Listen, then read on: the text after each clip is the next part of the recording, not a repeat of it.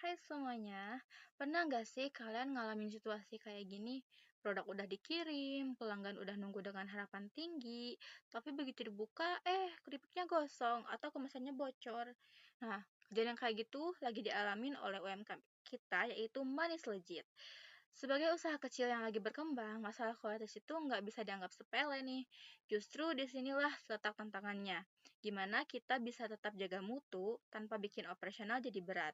Yuk bahas sekarang.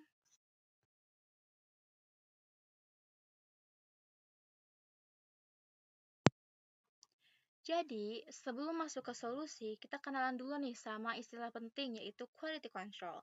Sederhananya, ini adalah proses buat memastikan setiap produk itu yang keluar dari dapur itu sesuai dengan produksi standar yang kita inginkan. Dari rasa, tekstur, sampai tampilan dan kemasan. Nah, ada juga pendekatan yang lebih spesifik namanya Six Sigma. Ini adalah metode pengendalian kualitas yang dikembangkan oleh perusahaan besar kayak Motorola dan General Electric.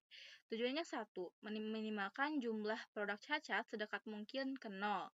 Secara matematis, Six Sigma itu artinya cuma boleh ada 3,4 produk cacat dari 1 juta unit. Artinya, produk gagal bukan lagi hal biasa, tapi hal langka.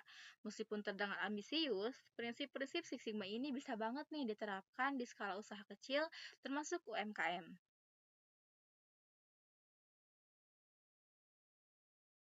Nah, kita bisa belajar dari pengalaman Motorola. Tahun 1978, mereka sempat alami kerugian besar gara-gara mutu produknya rendah sampai akhirnya mereka jual unit bisnis TV mereka. Tapi setelah itu, mereka putar arah, mulai menerapkan pengendalian mutu berbasis data dan hasilnya luar biasa. Peningkatan kualitas 100 kali lipat hanya dalam beberapa tahun. Buat kita di Manis Legit, pelajaran ini relevan banget nih, karena saat usaha kita masih kecil, jumlah pelanggan pun belum terlalu banyak. Jadi kalau satu dua pelanggan kecewa karena produk gosong atau kemasan bocor, itu tuh dampaknya tuh bisa langsung terasa sama kita tuh ya. Bahkan bisa jadi mereka tuh nggak balik lagi. Padahal mempertahankan pelanggan itu jauh lebih murah dibandingkan terus-menerus nyari yang baru. Jadi menjaga kualitas dari awal bukan cuma soal idealisme, tapi soal kelangsungan usaha.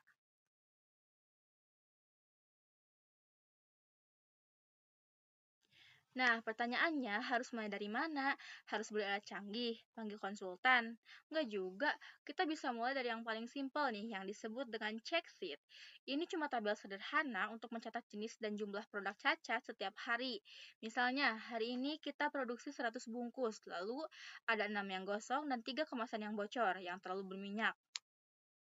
Nah, semua itu dicatat, dari situ kita bisa tahu nih mana masalah yang paling sering terjadi. Nah, data ini juga bisa dipakai buat analisa ringan, misalnya, ternyata keripik gosong tuh paling banyak muncul pas shift sore misalnya. Terus mungkin suhunya terlalu tinggi atau misalnya minyaknya kurang diganti. Nah, jika tanpa data, kita cuma bisa nebak-nebak, tapi dengan check sheet, kita bisa ambil keputusan berdasarkan fakta. Dari catatan itu kita juga bisa hitung nih DPMO-nya yaitu Defects per Million Opportunities. Misalnya 10 cacat ada 100 produk dengan 3 potensi cacat per bungkus. DPMO-nya itu ada di 33.333. Artinya, kualitas kita tuh masih di sekitar 2,5 sigma. Lumayan sih, tapi masih jauh dari target ideal.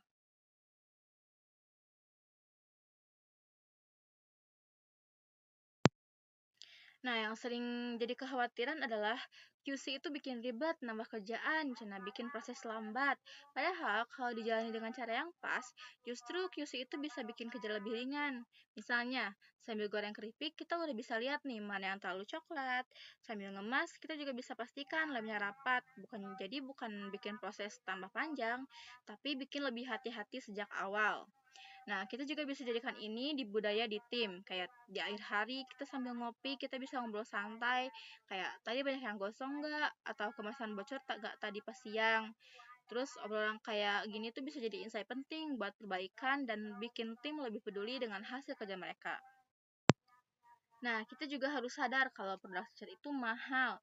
Bukan cuma soal bahan baku yang kebuang, tapi juga soal waktu, tenaga, ongkos kirim ulang, dan yang paling susah itu adalah kepercayaan pelanggan yang hilang.